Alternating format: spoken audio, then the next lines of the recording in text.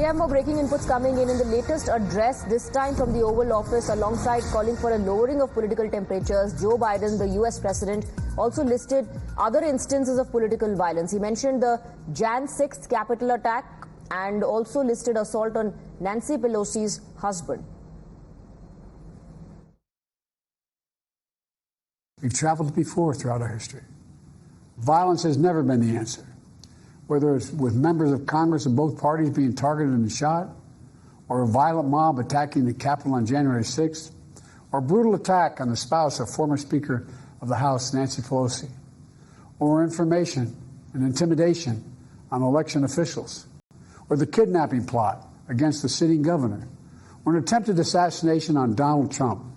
There is no place in America for this kind of violence, or for any violence ever. Period. No exceptions.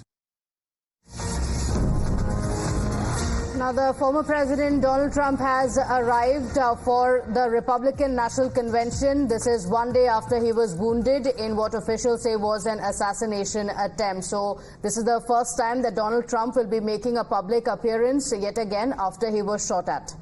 So a day after the failed assassination bid on him, the 4-day Republican National Convention is going to begin, and Donald Trump has arrived in Milwaukee to attend the Republican National Convention.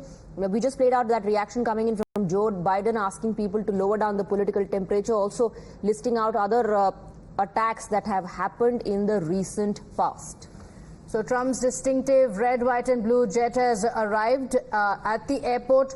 My colleague Archit is in fact joining us live from Atlanta. Let's go across to him. Archit, what is expected today? This is going to be the first appearance of Donald Trump after he was shot at. This comes at a time when the political landscape in the United States is already divided, already polarized.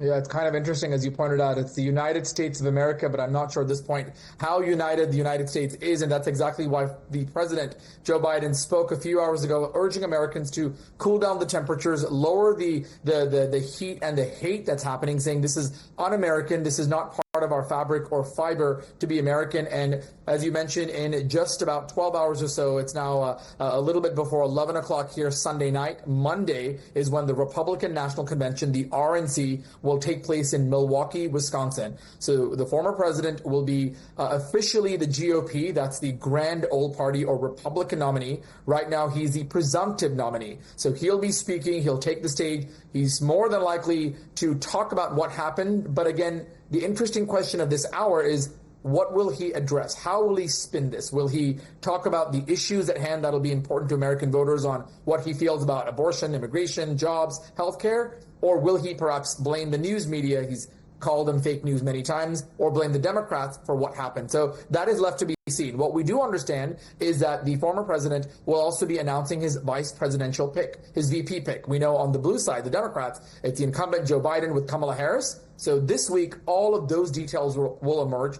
And there are certain crucial swing states. Those are battleground states where they're purple. So it's a mix of both Republicans and Democrats. And that's where both Donald Trump and Joe Biden will be campaigning over the next 4 months until November to get those votes on the ground. So those states are Wisconsin, Arizona, Nevada, right here where I am, in Georgia, possibly North Carolina, Pennsylvania, where this incident happened on Saturday. So temperatures are high, emotions are high, and certainly something that all lawmakers on both sides say this is un-American, that if we have issues, we vote. Many in America and around the world, in fact, are backing the narrative that there was a hate speech against Donald Trump, that there was a narrative going on against him, which perhaps is the reason. We'll discuss that more. Archit, stay on with us. We'll very quickly take a short break on the broadcast. We'll be back with more on the other side.